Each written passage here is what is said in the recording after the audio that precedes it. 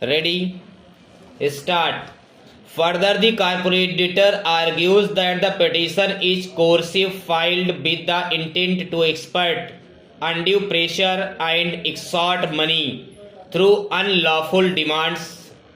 The respondent submitted that a bare perusal of Form 1 and its annexures reveals that the petitioner appellant claims a sum of rupees 37088,716 and the financial creditor has initiated this application under section 7 of the Insolvency and Bankruptcy Code IBC 2016, alleging default in the payment of the debt owed by the corporate debtor. In addition to disputing the miscellaneous of the respondent company's account by Imix Trade Private Limited, formerly Aventis Biofeeds Private Limited, as a non-performing asset NPA, the corporate debtor challenges the maintainability of the petition filed under section 7 of the IBC. It is asserted that no cause of action has arisen and the institution of this petition is therefore wrongful. The following legal grounds are presented to establish the lack of merit in maintaining the petition. The corporate debtor further submits that the loan agreements which form the basis of these proceedings are inadmissible in evidence due to insufficient stamping and being barred by the law of limitation. Consequently, the financial creditor is not entitled to any relief based on these documents, rendering the claim liable or rejection. Additionally, the documents presented by the financial creditor do not meet the legal requirements for valid written arguments.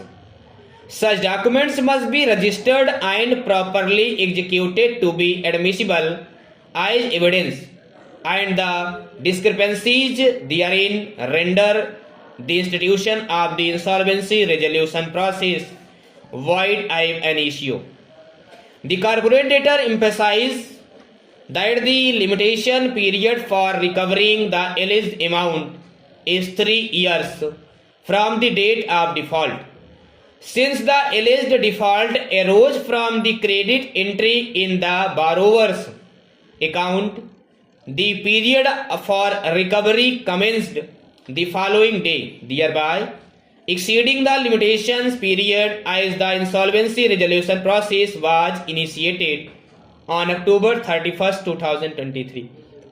Lastly, the corporate debtor reference the Supreme Court's judgment in Vidarbha Industries versus Axis Financial Creditor, Civil Appeal number 4633 of 2021, which establishes that the adjudicating authority processes the discretion is not admit an application for initiating the corporate insolvency resolution process CIRP, even if a default is established, considering the overall financial health and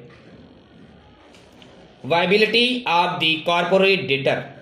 The court observed that solvent companies should not be penalized for temporary defaults and clarified that rejection of the application does not produce financial creditors from initiating fresh proceedings if dues remain unpaid.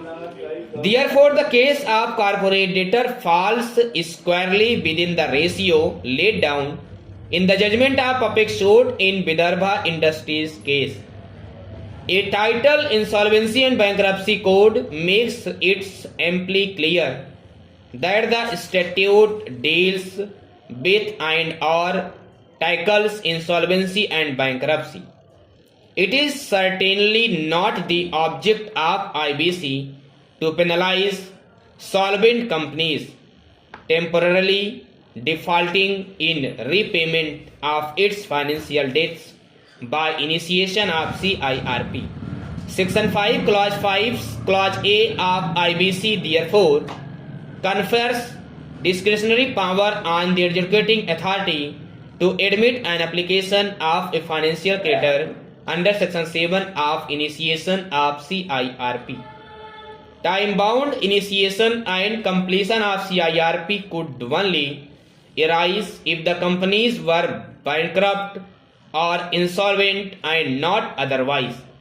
Moreover, the timeline starts ticking only from the date of admission of the application for initiation of CIRP and not from the date of filing the same. In Swiss Ribbons versus Union of India 2019 4 SCC 17, the Honorable Supreme Court examined the constitutional validity of the Insolvency and Bankruptcy Code (IBC) and observed that a financial creditor may initiate the code upon the occurrence of a default.